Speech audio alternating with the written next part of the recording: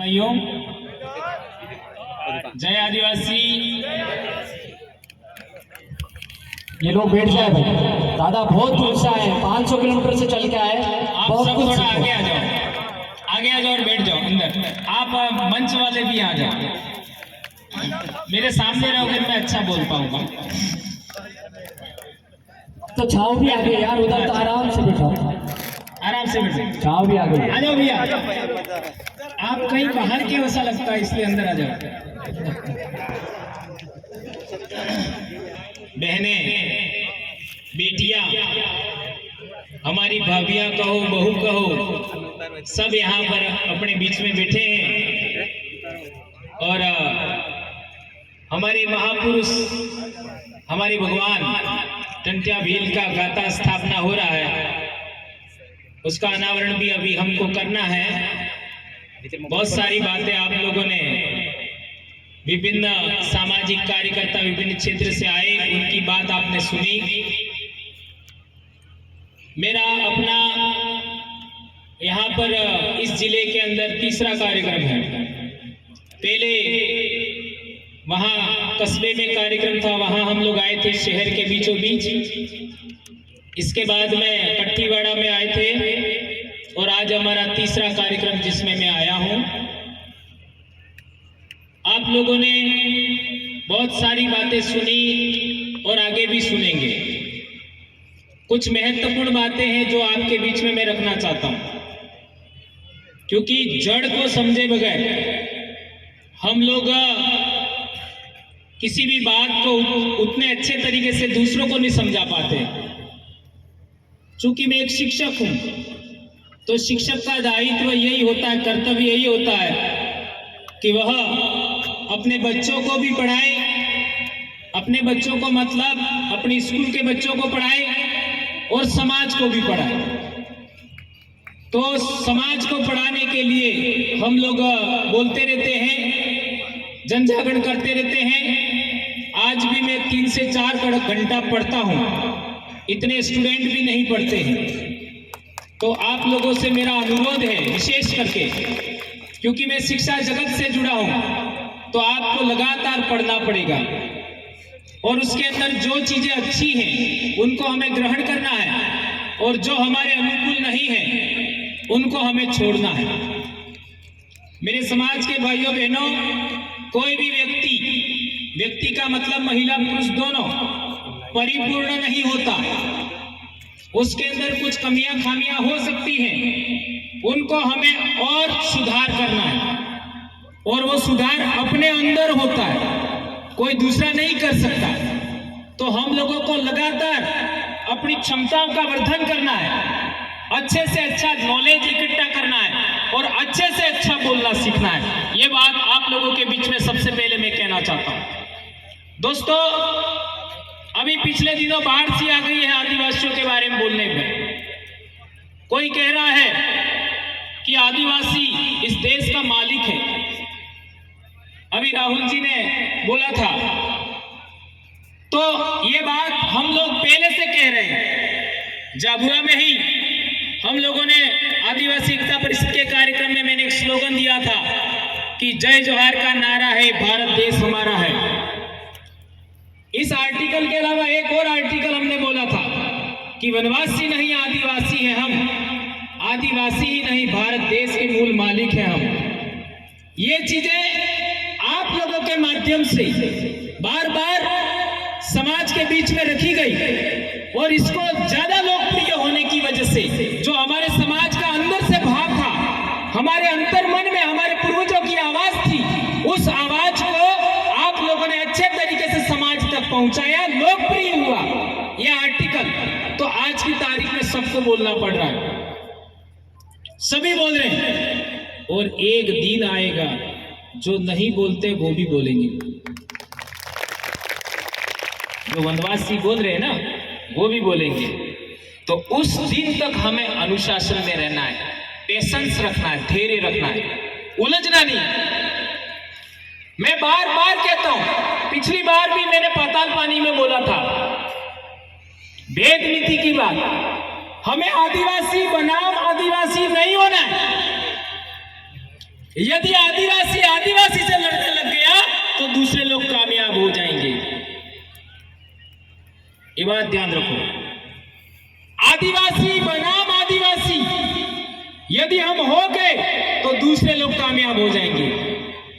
तो क्या आप लोग दूसरों को कामयाब करना चाहते हो कि आदिवासियों को कामयाब करना चाहते हो? आदिवासियों को कामयाब करना चाहते हैं। तो हमें आदिवासी बनाम आदिवासी नहीं होना है, नंबर 1। दूसरी बात, आदिवासी क्या है? आदिवासी का जब डेफिनेशन पिछले दिनों राहुल जी ने भी बताई, क्या बताई? इस धरती में पहले रहने वाला मालिक, ये बात बताई थी। और हम पहले से जानते हैं कि आदिवासी का मतलब पहले से रहने वाला। लेकिन मेरा यह सवाल है, कब से रहने वाला? ये कोई नहीं बोलता। कब से रहने वाला? तो आप बताइए, कब से रहने वाला? भारत के अंदर एक बात चलती है, क्या चलती है? कि अफ्रीका से भारत के अंदर 65,000 साल पहले लोग आए थे। तो क्या 65,000 साल पहले अफ्रीका से आए थे, क्या हम उनके वंशज हैं? ये बड़ा सवाल है, ये कोई नहीं बोलता है। तो आप लोगों को क्या मानना है कि 65,000 साल पहले जो अफ्रीका से लोग यहां आए थे, क्या हम उनके वंशज हैं? नहीं है, नहीं है। तो फिर आगे का क्या एविडेंस है, ये हमको जांचना पड़ेगा। अभी मध्य प्रदेश में नर्मदा घाटी में हथनोरा गांव में होशंगाबाद, जो नर्मदापुरम कहते हैं, वहां पर जो इंसान की खोपड़ी मिली, जिसको नर्मदा मानव कहते हैं, वो इस दुनिया में, इस धरती पर सबसे पहले पुराने, सबसे पहले इंसान का खोपड़ी है, जिसको कहते हैं होमिनिड। होमिनिड की खोपड़ी है, इंसान जैसा। तो वो किसका था? किसका था? किसके वंश, किसके पूर्वज का था? ये समझना है। वो 65,000 साल से पहले का है।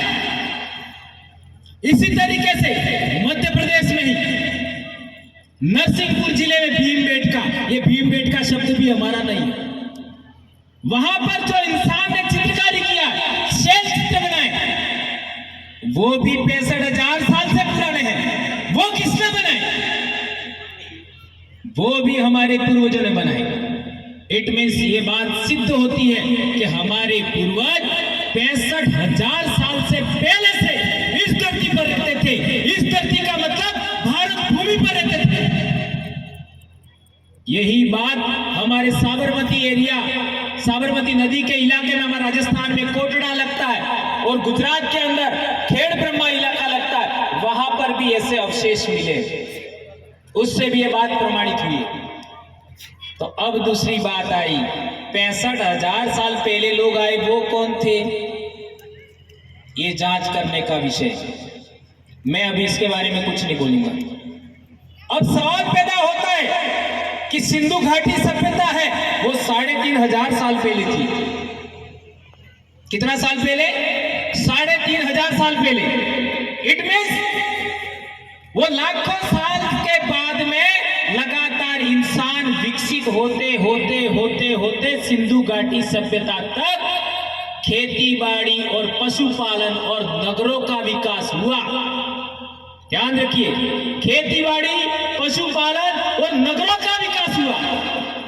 और सिंधु घाटी सभ्यता में टेक्नोलॉजी भी विकसित हो गई थी, व्यापार भी विकसित हो गया था।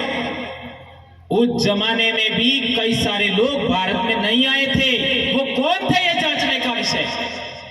इसके बाद आप इतिहास देखते हो तो पूरी दुनिया के अंदर जिसको हम धर्म कहते हैं, धर्म को मानने वाले लोग हैं, वो भी भारत में नहीं आए थे। धर्म को मानने वाले लोग पहली बार भारत में आए हैं 516 ईसा पूर्व के आसपास। 516 ईसा पूर्व के आसपास जो धर्म मानने वाले भारत में आए हैं और हम उससे पहले रहते हैं, इसलिए हम धर्मपूर्वी संस्कृति को मानते हैं, ऐसा हम कहते हैं। तो 516 ईसा पूर्व और ये 2000 कितना साल हुआ? 2500 साल पहले। 2500 साल पहले धर्म को मानने वाले लोग भारत में आए थे और वो कहां से आए थे? ईरान से आए थे। क्या प्रमाण है? तो ईरान में उस समय में जो हखामनी वंश था वो दुनिया का सबसे पहला राजतंत्र था। राजतंत्र का मतलब होता है राजा का बेटा राजा, राजा का बेटा राजा, उसको कहते हैं राजतंत्र। वो राजतंत्र 2500 साल पहले ईरान में पनपा था। उस वंश के राजा एक तो साइरस और दूसरा दारा, जिसको डेरियस भी कहते हैं, वो भारत में आए थे। उनके शिलालेख पर जो वहां पर मिले 3 शिलालेख, इसको बेहिस्तून, नक्शे रुस्तम और पर्सिपोलिस कहते हैं, उस पर लिखा हुआ है, प्रमाण है कि वो लोग भारत में आए थे। उस जमाने में 3 इलाकों के नाम है उस शिलालेख पर। एक है सिंधु घाटी, उनको कहा है हिदू, और दूसरा सतलज घाटी, उसको उन्होंने कहा है सतगु, और दूसरा गांधार का इलाका, उसको उन्होंने कहा है गदर। ये पहला प्रमाण है दुनिया के इतिहास में किसी ने भारत के बारे में पहली बार लिखा है, और वो भी शिलालेख पर लिखा है। ये पहला प्रमाण है। इसलिए सुप्रीम कोर्ट कहती है कि हिंदू ज्योग्राफिकल नाम है। ये बात ध्यान रखनी होगी, ये सांस्कृतिक नेम है जी। ये सांस्कृतिक नाम है। अब सवाल पैदा होता है कि उसके बाद के अंदर, उसके बाद में हमारे देश में कौन आता है? सिकंदर आता है। सिकंदर के भी प्रमाण मिले हैं, उन लोगों ने लिखा है, उन लोगों ने लिखा है। और सिकंदर का ही सेना करता था सेल्यूकस, उसका राजदूत था मेगस्थनीस, उसने भी किताब लिखा इंडिका, उसके अंदर भी लिखा हुआ। उसके बाद में आप देखेंगे भारत के अंदर तो आते हैं आपके इंडो ग्रीक लोग, इसके बाद शक लोग आते हैं, इसके बाद पेलव लोग आते हैं, इसके बाद में कुषाण लोग आते हैं, इसके बाद के अंदर हूण लोग आते हैं, इसके बाद तुर्क लोग आते हैं, इसके बाद अरब और मुगल लोग आते हैं, इसके बाद अंग्रेज लोग आते हैं। तो अंग्रेज लोग तो चले गए, दूसरे लोग यहां मौजूद हैं। ये बात ध्यान रखनी होगी। तो हम पीड़ित किससे हैं?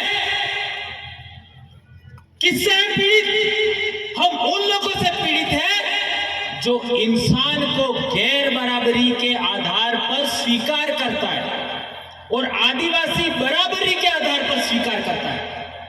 आदिवासी संगठनों के अंदर गुटबाजी होती है, आदिवासी संगठन टूट जाते हैं, वो गैर बराबरी के आधार पर किसी को ऊंचा किया जाता है, किसी को नीचा किया जाता है, तो अब संगठन टूटता है।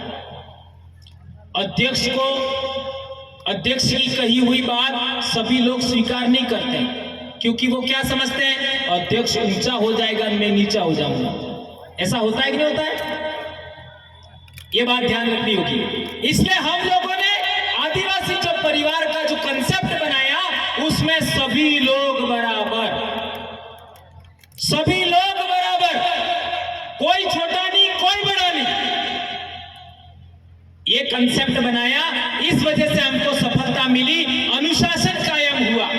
तो आप लोगों से भी मेरा अनुरोध है कि उसी कंसेप्ट को हमें पकड़ना पड़ेगा, जयस को उसी तरीके से रीजनरेट करना होगा, पुनर्विकसित करना होगा, यह मैं कहना चाहता हूं। इसके लिए बात सुनाई आपको। अब दूसरी बात, वो लोग कैसे काम करते हैं? एक आदमी ऊंचा है, इसके नीचे दूसरा थोड़ा नीचा है, इसके नीचे तीसरा नीचा है, और इसके नीचे एक और नीचा है। ऐसा हम लोगों को ऐसी व्यवस्था नहीं बनानी है, हमको ऐसी व्यवस्था बनानी है, सभी लोग बराबर। ये बात आप लोग ख्याल रखेंगे, ऐसा मैं आशा अपेक्षा करता हूं। तो जब भारत के अंदर खेती-बाड़ी का विकास हुआ, पशुपालन का विकास हुआ, उस जमाने में क्या हुआ, बहुत बड़ी बीमारी में बता रहा हूं आपको, अच्छे तरीके समझिएगा। जब भारत के अंदर खेती-बाड़ी विकसित हुई, पशुपालन विकसित हुआ, उस जमाने के अंदर एक बहुत बड़ा बदलाव हुआ। क्या बदलाव हुआ? खेती बाड़ी करते हो, पशुपालन करते हो तो थकान लगती कि नहीं लगती है? लगती है नहीं लगती? लगती है ना? अच्छा, तो उस जमाने में कुछ इंसानों ने ऐसा सोचा होगा कि ये थकान लगने वाला काम हमको नहीं करना है। बहुत टेक्निकल बात बता रहा हूं, ये समझ गए तो बहुत सारी बीमारी आदिवासियों की खत्म हो जाएगी। कुछ लोगों ने सोचा कि हमको श्रम वाला काम नहीं करना है उस जमाने में, तो वो लोग आज भी श्रम वाला काम नहीं करते हैं, मजदूरी वाला काम नहीं करते हैं। वो कौन लोग हैं आप पहचान सकते हैं? धर्म ऐसे आया है, श्रम नहीं करना है हमको, कभी नहीं करना है। तो खाएगा क्या? जब श्रम नहीं करेगा, खेती बाड़ी नहीं करेगा, पशुपालन नहीं करेगा, मजदूरी नहीं करेगा, तो खाएगा क्या? इसके लिए उन्होंने एक व्यवस्था बनाई। क्या व्यवस्था बनाई? कि सबसे श्रेष्ठ मैं हूं और मैं ईश्वर का दूत हूं, ईश्वर से मेरी डायरेक्ट बात होती है। इस तरीके से इस धरती पर धर्म आए। ये पूरी दुनिया में हुआ है, केवल भारत में नहीं हुआ, यह पूरी दुनिया में हुआ। उसने झूठ बोला। क्या झूठ बोला? मेरा ईश्वर से डायरेक्ट बात होता है, मैं उसका दूत हूं, मैं सर्वश्रेष्ठ हूं। ये बात उसने अपने आप को घोषित किया, वो बात झूठी थी।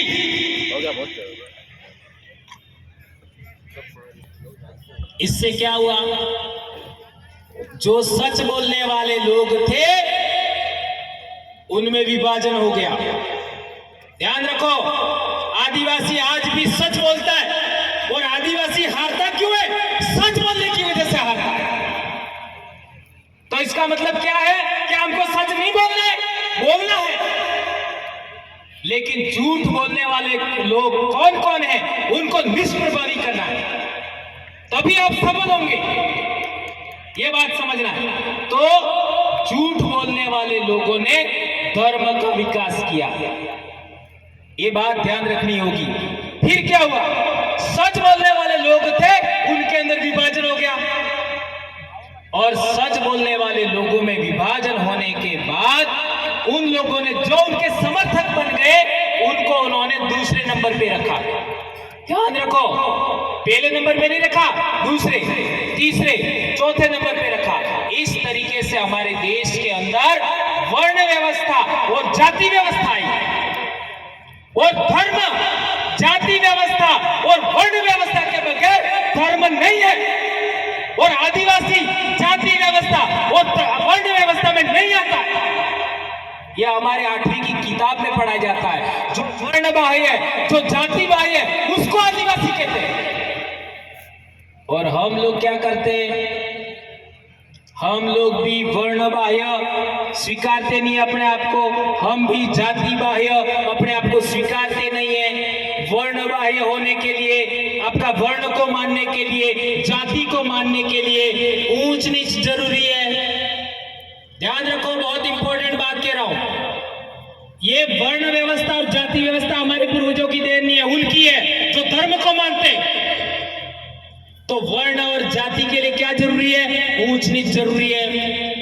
कोई ऊंचा है, कोई नीचा है, छुआछूत जरूरी है। इसका बनाया हुआ खाना खाना है, इसका बनाया हुआ खाना नहीं खाना है, इसके साथ शादी करनी है, इसके साथ शादी नहीं करनी है, ये ऊंचा है, ये नीचा है, उसका हाथ का पानी नहीं पीना है।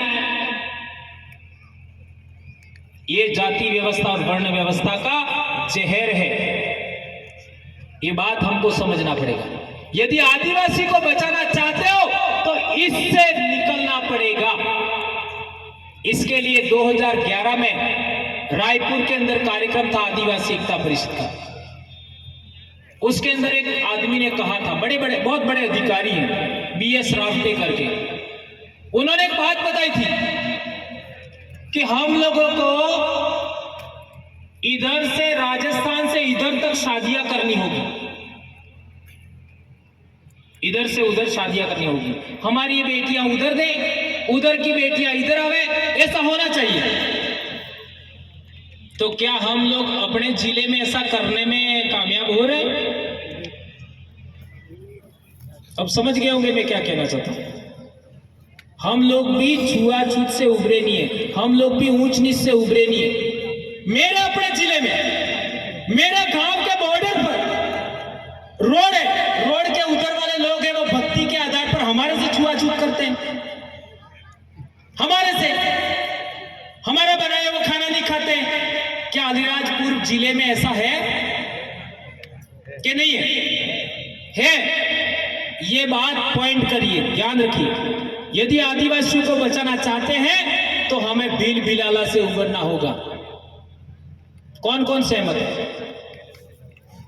ये बात ध्यान रखो, इससे उबरना होगा। और उससे उबरने के लिए पहला काम, मैं शादी की बात नहीं करूंगा, खान पान बराबर होना चाहिए। किसी को ऊंचा और किसी को नीचा मानने से बचना होगा, ये मैं कहना चाहता हूं। ये बात आप लोग इंपॉर्टेंट साथी हैं, जो मिशनरी का मतलब जो सामाजिक विचार को आगे बढ़ाने वाले लोग हैं, वो ईसाई वाले मिशनरी नहीं। ये बात ध्यान रखना होगा। ईसाई धर्म भी हमारा भीलों का, आदिवासियों का, भिलाला का, पटलिया बाराला का नहीं है, वो हमारा पूर्वज नहीं है। यही बात इस्लाम पर लागू होती है, यही बात वर्ण धर्म पर लागू होती है। यह हमारे पूर्वजों की देन नहीं है।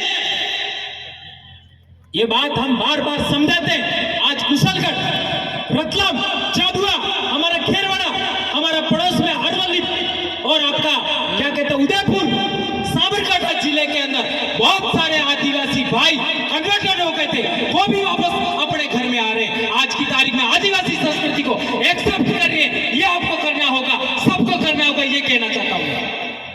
ये बात ध्यान रखना होगा। धार्मिक कट्टरता से बचना होगा। धर्म हमारा नहीं है तो क्या धर्म की जो बातें हैं उससे हमारे समाज को बचाने के लिए क्या करना होगा? तो हमें कहना होगा ये जो आदिवासी शब्द है वही धर्म है हमारा, वही धर्म का नाम है, ये हमको स्वीकार करना होगा। तब जाकर के हम लोग अपने समाज को जोड़ पाएंगे। एक बात और, राजनीतिक बातें बार बार आती हैं, इसके विषय में मैं एक ही लाइन कहना चाहूंगा कि राजनीति का भी विकल्प होना चाहिए। जब तक विकल्प नहीं होगा लोग बटे हुए रहेंगे। जिस तरीके से जयस और आदिवासी परिवार को संगठन नहीं है, यह संगठन का विकल्प दिया तो समाज इकट्ठा हुआ। इसी तरीके से हमको विकल्प पैदा करने होंगे। यह बात आप लोगों के बीच में मैं कहना चाहता हूं। एक इंपॉर्टेंट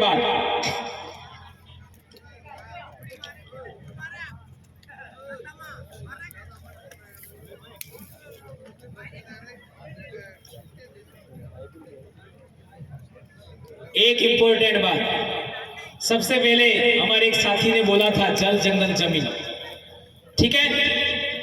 तो पहले जमाने में इतिहास हम पढ़ते हैं तो लोग किला बना के रहते थे। अलीराजपुर में भी किला होगा, है ना? किला बना के रहते थे। तो हमारे पूर्वज किला बना के रहते थे क्या? ये बात बहुत टेक्निकल है, समझना। हमारे लोग वो किला बना करके अपने आप की सुरक्षा करते थे, सुरक्षित होते थे। तो हमारे लोग कैसे सुरक्षित होते थे? कैसे सुरक्षित होते थे? जंगल के सहारे, पहाड़ के सहारे, बराबर है? वो लोग किले के माध्यम से या प्रिविलेज प्राप्त, विशेषाधिकार प्राप्त। ये बात आपको समझ में आ रही नहीं आ रही मुझे नहीं पता, लेकिन मैं जो कहना चाहता हूं समझिएगा। वर्ण व्यवस्था और जाति व्यवस्था को मानने वाले उनके द्वारा संरक्षित लोग थे, वो अलग थे, और जंगल के सहारे संरक्षित लोग थे, वो अलग थे। इसलिए हमारे पूर्वजों ने लड़ाई लड़ा, वो जल जंगल जमीन के सहारे लड़ाई लड़ा। तो हमारा भगवान कौन? इसको भी मैं कई बार बोलता रहा हूं, हमारा भगवान किसको कहेंगे? जो जल जंगल जमीन के लिए लड़ा, वो हमारा भगवान, ये कहना होगा। तो हमारा भगवान कौन हुआ? बिरसा मुंडा, जल जंगल जमीन के लिए लड़ा। टंट्या भील किसके लिए लड़ा? जल जंगल जमीन के लिए। वो हमारा पूर्वज, हमारा भगवान हुआ। इस तरीके से हमें बातों को समाज के अंदर बोलना चाहिए, प्रचार करना चाहिए, ये बात मैं कहना चाहता हूं। दोस्तों, बातें बहुत सारी है, लेकिन हमारे एक दो साथी और बोलने वाले हैं। मैंने एक इंपॉर्टेंट बात बताई, उस पर मंथन करिए। जो विचारशील लोग हैं, ये पचना इतना आसान नहीं है, समझना इतना आसान नहीं है। श्रम करने वाले लोग और श्रम नहीं करने वाले लोग, ये दोनों कभी एक नहीं हो सकते। कैसे? मांस खाने वाले लोग और मांस खाने वाले जानवर और घास खाने वाले जानवर, दोनों का हित एक नहीं हो सकता। ध्यान रखो, घास खाने वाले जानवर मांस खाने वाले जानवरों के बगैर जिंदा रह सकते हैं। घास खाने वाले जानवरों के बगैर मांस खाने वाले जानवर जिंदा नहीं रह सकते। इसी तरीके से श्रम करने वाले लोग, मजदूरी करने वाले लोगों के बगैर मजदूरी नहीं करने वाले लोग जिंदा नहीं रह सकते। लेकिन मजदूरी करने वाले लोग नहीं मजदूरी करने वाले लोगों के बगैर जिंदा रह सकते हैं। इसलिए आप लोगों को, जो लोग नहीं मजदूरी करते हैं, उनके संगठन से बाहर निकलना होगा। जो लोग मजदूरी नहीं करते, उनके धर्म से बाहर निकलना होगा। जो लोग मजदूरी नहीं करते, उनके राजनीतिक दलों से बाहर निकलना होगा। और जो कमेर जातियां हैं, श्रम करने वाली जातियां हैं, उनको अपना संगठन बनाना चाहिए, उनको अपना आदिवासी धर्म बनाना चाहिए, उनको अपना बलबूते पार्टी बनाना चाहिए। ऐसा मैं कहना चाहता हूं। ये बात आप लोगों को कितनी पची है, मुझे कोई फर्क नहीं पड़ता। मैं डॉक्टर हूं, मैं समाज का डॉक्टर हूं, तो मैं डॉक्टर हूं, इसलिए मैं दवाई ही देता हूं। ठीक है, आप लोग इस दवाई को पचाए होंगे, ऐसी मैं आशा करता हूं, अपेक्षा करता हूं। और आप लोगों ने हमको यहाँ बुलाया, ये बातें हमने बताई, उस पर आप बार बार गौर फरमाइएगा कि क्या ये बातें मैंने सही बोली थी। यदि सही लगे तो समाज में प्रचार करिएगा, आगे बढ़ाइएगा। धन्यवाद। कुछ बात मेरे द्वारा गलत हो गई होगी, माना कि मैं बोलता नहीं हूं, लेकिन माना कि गलत हो गई हो तो मैं आपका ही भाई हूं। हमारे पूर्वज भी धार जिले से गए हैं राजस्थान, और उधर वाले लोग भी इधर आए हैं, है ना। तो हम लोग भाई हैं, हम लोग बहनें हैं, तो आप लोग माफ करिएगा। धन्यवाद। जय जोहार, जय आदिवासी, जय